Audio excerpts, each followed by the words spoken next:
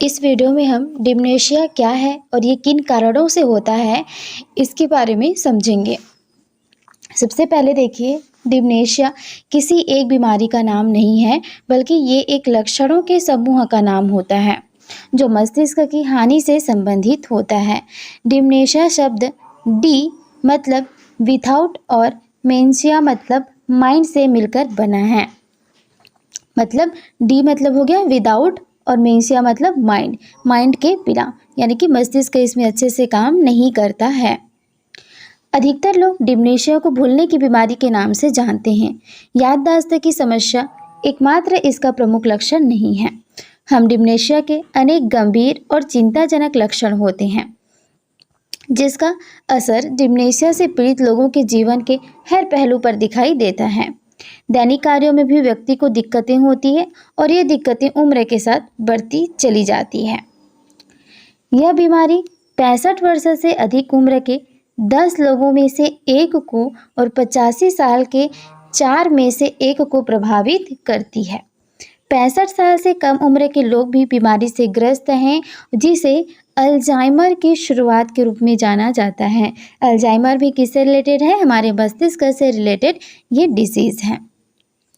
अब चलिए देखते हैं कि डिमेंशिया की क्या क्या लक्षण है। यहाँ पर इस बीमारी से ग्रसित व्यक्ति में प्रमुख लक्षण दिखाई देता है स्मरण शक्ति की क्षति का होना, जरूरी चीज़ें भूल जाना। अब स्मरण शक्ति क्षति होगी तो चीज़ें हम लोग भूलेंगे, तो जरूरी चीज़ों को भूल जाना या फिर हमारी स्मरण शक्ति का क्षति होना। देखिए, अब सोचने में भी इसमें क्या होती है? कठिनाई होती है। छोटी छोटी समस्याओं को भी न सुलझा पाना, भटक जाना, व्यक्तित्व में बदलाव दिखाई देता है, यानी कि उनके नेचर भी चेंज होने लगते हैं। किसी वस्तु का चित्र देखकर यह न समझ पाना कि ये क्या है, मतलब आप कोई इमेज दिखा रहे हैं तो भी वो नहीं समझ पा रहे हैं कि ये किस चीज़ का इमेज है। नंबर जोड़ने घटाने में इनको दिक्कत होती है, गिनती करने में भी दिक्कत होती है, स्व प्रबंधन में दिक्कत होती है, यानी कि किसी भी चीज़ का उनको मैनेजमेंट करना नहीं बन पाता, खुद का ही मैनेजमेंट करना यहाँ पर इनसे नहीं हो पाता है। समस्या हल करने या भाषा और अधिक ध्यान केंद्रित करने में भी इनको दिक्कत होती है। यहाँ तक कि डिमेंशिया लोग अपनी भावनाओं को नियंत्रित करने में सक्षम नहीं होते हैं, यानी कि मूड या व्यवहार का बदलना, पहल करने में झिझक का होना, सामने से बात नहीं कर पाते, ये लोग झिझकते हैं। यह बीमारी सबसे हल्के चरण से गंभीरता में तब्दील हो सकती है और इस अधिक गंभीर चरण में व्यक्ति अपने दैनिक कार्यों के लिए भी दूसरों पर पूरी तरीके से निर्भर हो जाते हैं, क्योंकि खुद का काम ये कर नहीं पाते हैं। इनको कोई भी चीज़ देखकर समझ में नहीं आती है कि ये कौन सी चीज़ें हैं, तो ये अपनी डेली रूटीन के लिए भी दूसरों पर निर्भर रहते हैं। नोट: बहुत से लोग मेमोरी लॉस से ग्रस्त होते हैं, लेकिन इसका मतलब यह नहीं है कि उनको अल्जाइमर है या फिर डिमेंशिया है। मेमोरी लॉस होने के कई कारण भी हो सकते हैं। अब देखते हैं कि डिमेंशिया के क्या कारण हैं। जब मस्तिष्क कोशिकाएं, हमारे जो भी मस्तिष्क है इनमें कोशिकाएं होती हैं, तो ये कोशिकाएं क्षतिग्रस्त हो जाती हैं तो डिमेंशिया हो सकता है। इसके कारण मस्तिष्क कोशिकाओं की एक दूसरे के साथ संवाद करने की क्षमता पर असर पड़ता है, यानी कि जो कोशिकाएं होती हैं वो दूसरे कोशिकाओं को सिग्नल देते हैं या ट्रांसमिट करते हैं, तो ये आपस में कम्युनिकेट नहीं कर पाते हैं। पीड़ित व्यक्ति की सोच, व्यवहार, भावनाओं पर भी क्या होता है? असर होता है। डिमेंशिया के लक्षण और इसका बढ़ना इस बात पर निर्भर करता है कि किस व्यक्ति को कौन से प्रकार का डिमेंशिया है। सामान्य रूप से जिन डिमेंशिया को जाना जाता है वो कौन सी है, अब हम लोग देखते हैं। कैसा है? अल्जाइमर रोग। डिमेंशिया का सबसे आम प्रकार है अल्जाइमर रोग।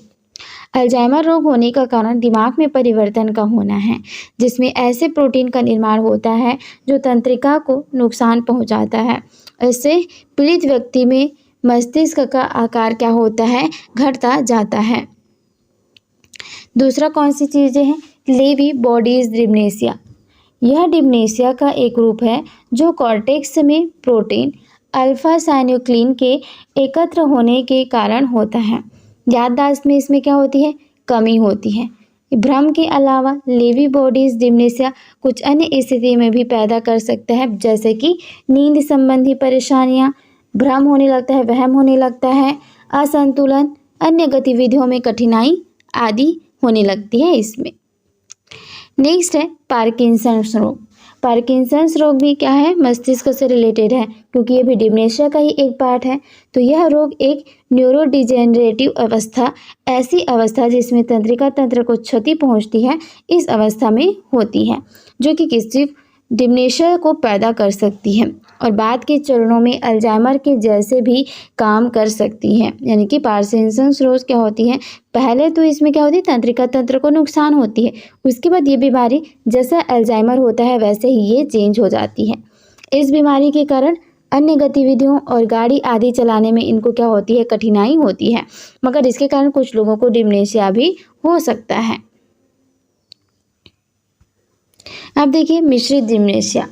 इसका मतलब है कि व्यक्ति को एक ही समय में अल्जाइमर और वैस्कुलर डिमेंशिया दोनों हो सकता है, लेकिन इसमें अन्य प्रकार के डिमेंशिया भी शामिल होते हैं, इसीलिए क्या है, मिश्रित डिमेंशिया है।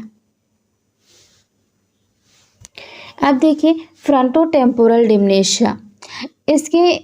ये हमारे मस्तिष्क के जो अग्र मस्तिष्क होता है ना, इसका ही पार्ट होता है टेम्पोरल, तो इसको कहा जाता है फ्रंटोटेम्पोरल डिमेंशिया। इसके एक समूह को दर्शाता है जो अक्सर व्यक्तित्व और व्यवहार में परिवर्तन का कारण होता है। इससे भाषा समझने में, बोलने में भी कठिनाई होती है। पिक्स रोग यानी कि पिक्स डिजीज होती है और प्रगतिशील सुपर न्यूक्लियर पाल्सी, ये इनके सहित कई परिस्थितियों के कारण फ्रंटोटेम्पोरल डिमेंशिया हो सकता है।